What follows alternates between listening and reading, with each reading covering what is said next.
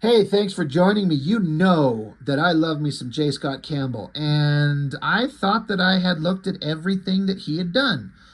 I've done the Danger Girls, and I've done the Wildsiders.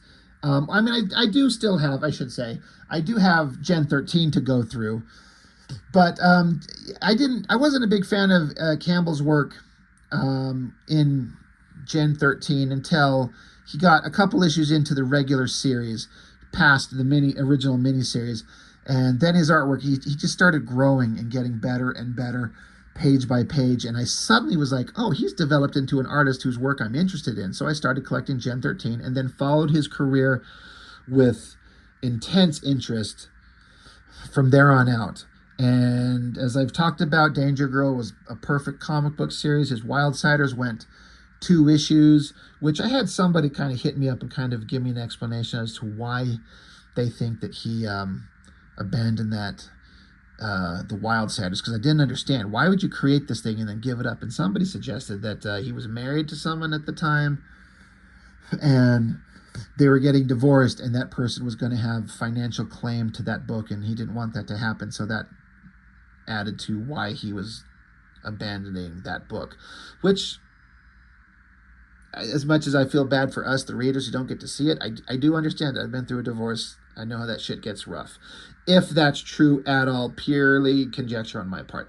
But I'm like, he hasn't drawn anything else. He'll do a little tiny story here or there, a page or two here, but he hasn't drawn comics. But then I forgot, I found this thing.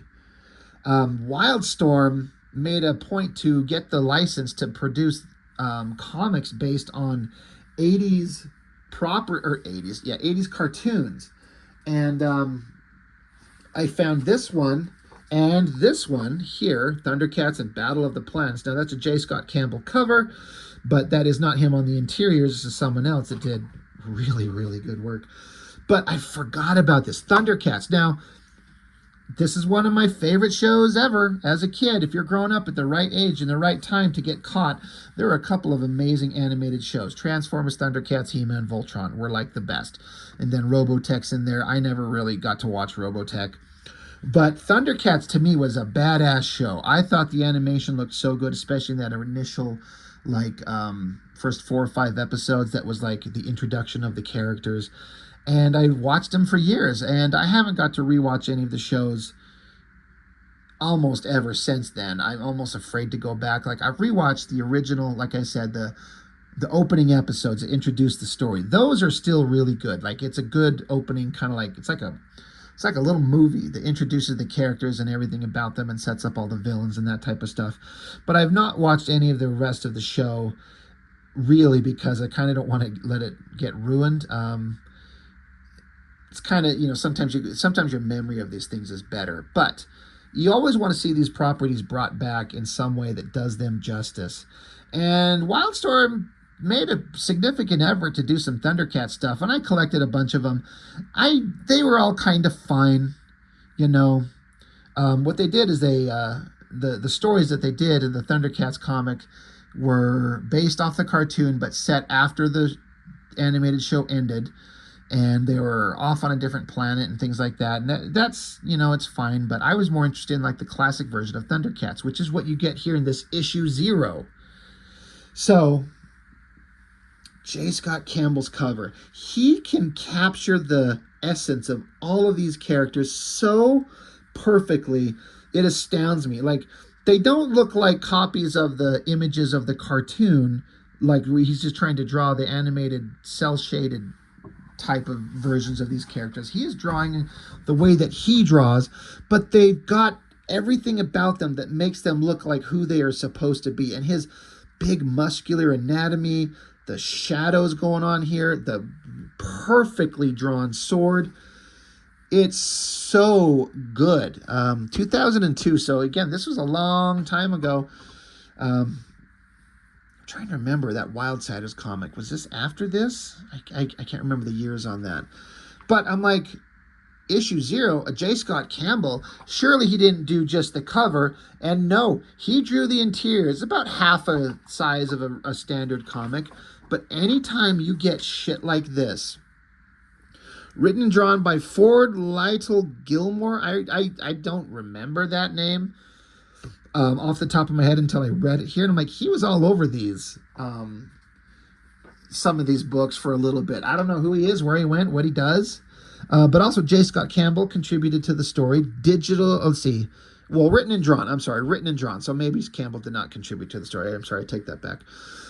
Digital inks by so-and-so. So again, that must be just Photoshop cleanup. But looking at it, I'm like, yeah, these are just pencil lines. It's one of the very, very few instances where the pencil artwork is so clean and clear and crisp. I'm actually fine with it not being inked in the traditional way, although I do prefer that. And even Campbell, all he does is covers now, and he inks everything. He inks it himself. He had great inkers working with him. I bet this would be fun to do. But there was a stretch where he was just doing just pencils. And, you know, Michael Turner ended up going that way. Joe Mad did that for a while. It sucked.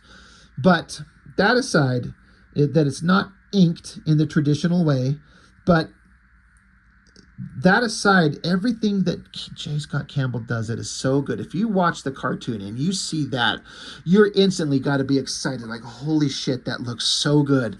It's all there, and the coloring is just rocking it. The one thing I kind of don't dig, and it's just that this is like newsprint paper as opposed to some glossy paper, and I'm not sure why it's not on glossier paper. I have seen before.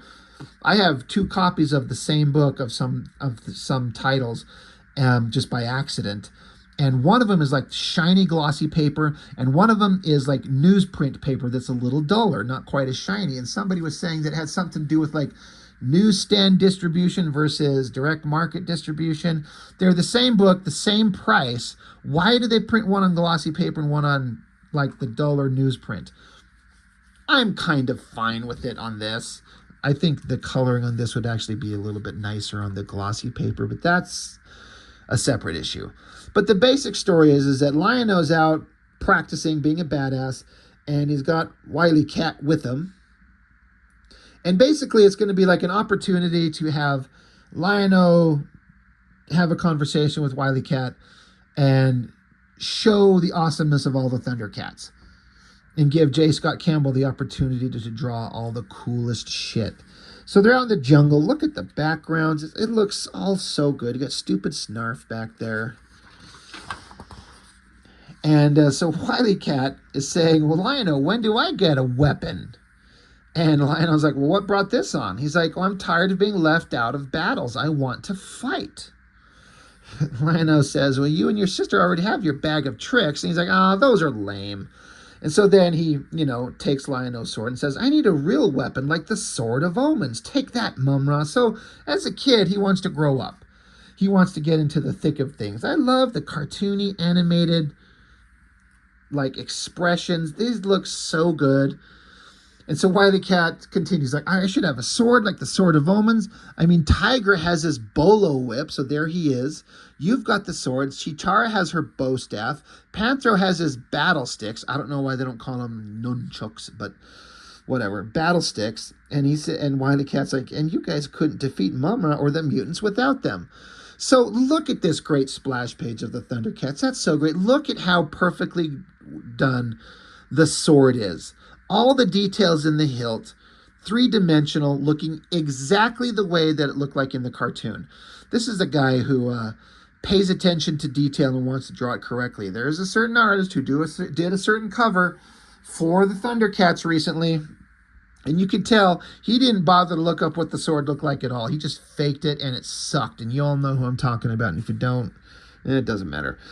J. Scott Campbell pays attention to everything, to the details. He's dynamic, it's interesting, it's energetic, it's fun. I love it. What a great splash page. God, that would be a great piece of original art to own, but I don't have 5 figures to spend. Wile E. Cat continues, like when Panther was ambushed by Monkeyan and Jackalman in the Forest of Silence. Look at the awesome coloring in the backgrounds of these jungle scenes. It looks like it's right out of the cartoon, just drawn so much better. Panther being a badass, just walking around. He's sniffing in the air. He knows he's being tracked by Monkeyan. Gets out his battle sticks as Monkeyan and Jackalman jump down on him. Look at Panther looking like such a badass. Oh, God, this shit looks so good. So here we get to have an opportunity to show all these characters doing badass stuff. And then look at this great spread of like action scenes. This great overhead shot looking down on Panther. And he just kicks high in reverse. Boom. Just sends Monkey and flying. Wraps his nunchucks around Jackalman's neck. Slams him into a tree. Monkey comes charging at him again. Panther does a big backflip. Lands behind him. Clocks him in the back of a skull. And he says, you mutants have to learn. Don't pick fights with Panthro. You remember hearing his voice in that cartoon? Big, deep, resonating, powerful. You could just hear it. So badass. Panther is awesome. I cannot get over how much I love this art. I'm just going to keep saying that. Even the coloring is amazing. Did I shout that out? Colors by, it says Studio XD. So whoever the fuck that is. Great spread. So Wily Kit's talking. Remember, like, Panther did this awesome fight and he used his weapons. He's so cool. Look at this great shot of Wily Cat. He's so excited. He says, or when Tiger and Chitara stole the bracelet of power back from Castle Plundar. So there's a great shot. I'm going to bring it up closer. You got Castle Plundar, just like in the cartoon. Tiger and Chitara trying to get away. Like, we got to get out of here. Another great shot. Of course, J. Scott Campbell's going to draw the hottest girls. She's like, they can't be far behind. Tiger's like, you might be able to outrun them, but I can't. I think we're going to have to stay and fight. And so we got Slithe and Vulture Man. Classic villains looking exactly the way they're supposed to. So Tiger makes himself invisible shit, blinks out so no one can see him. Great overhead shot of Chitara. Vulture Man shoots a netting at her, but she goes running because that's her whole gig. She's super fast, knocking Vulture Man on his feet. The netting misses Chitara and captures Slice. So now he has to rip out of it, but then he gets wrapped up in the whip. Tiger's got him. I can't get over how much J. Scott Campbell made these characters look exactly correct. Like, these look just like straight from the cartoon. To make them look completely on model from the animated show, but still have the dynamic drawing finesse that Campbell has. This is like the perfect version of these characters. Vulture Man's dizzy. They get knocked out. It's basically easily defeated, and it ends with the classic heroes laughing like, ha ha ha, you guys are so stupid and we're so awesome. So that was great. And then another great spread. Look at this shit. And then Wily Cat's like, and how about when you defeated Mum-Ra in his pyramid during your anointment trials using the greatest weapon of all? And we get the classic, the Thundercats. Again, look at the details on the hilt of that sword. It's so well done. Does the Thundercats ho. Mum-Ra's there looking like a badass. Lion-O jumps up, leaps around him, and stabs him right through the back. Die, Mum-Ra, die! Mum-Ra screams. Oh, it's so great. And Wily Cat says, sure, you didn't kill Mum-Ra, but you came pretty close. And so Lion-O says, it didn't happen that way, Wily Cat. None of those battles happened that way. You have to understand, it's not the weapon that makes the warrior, it's his spirit. Our power doesn't come from the weapons, it comes from our hearts. Our strength is in our ability to work as a team. We are the Thundercats. Again, I got to point out, look at how well J. Scott Campbell draws Lion-O taking that sword in perfect perspective, holding it forward, and has his hand twisted correctly to be holding it the proper way.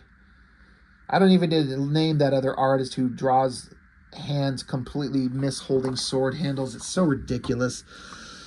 So, Lion-O's giving the lesson. Like, yeah, we've got weapons, but there's more to that to being a warrior. Wily Cat says, I guess, but I still want to know when I get to fight like you and the others.